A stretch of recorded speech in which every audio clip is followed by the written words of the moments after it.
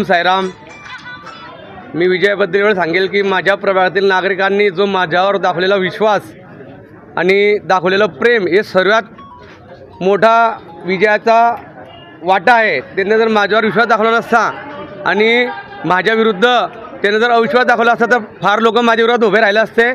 पण सातत्याने नागरिकांनी दिलेला साथ, वाडातल्या भुसावळ शहराच्या नागरिकांनी दिलेला साथ, पक्षाची साथ आणि पक्ष सोडून अजून असे हितचिंतक मित्रमंडळी एवढे आहे की त्यांनी सर्वांनी मला मदत केली ह्या निवडणूक जिंकण्यामध्ये।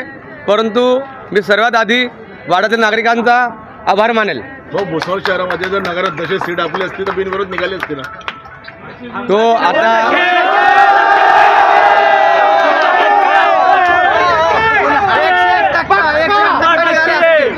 मी या विषयावर एवढं सांगेल, काय सांगाल त्या विषयावर? मी या विषयावर एवढं सांगेल की गेल्या 30 वर्षापासून मी राजकारणात आहे। निष्ठावंत कार्यकर्ता म्हणून माझी ओळख आहे। मी गेल्या 10 वर्षामध्ये संतोष भाऊ चौधरींचं काम केलं तेव्हा त्यांच्यासोबत निष्ठावंत होतो। मी नाथाभाऊ खडसे, रक्षाताई खडसे यांच्यासोबत गेल्या 20 वर्षापासून काम करतो, त्यांच्याबरोबर निष्ठावंत आहे आणि संजीवभाऊ सावकारांबरोबर आतापर्यंत निष्ठावंत आहे। यामुळे माझी सीट बिनविरोध झाली असती। तिघी नेत्यांच्यासोबत मी निष्ठावंत आहे।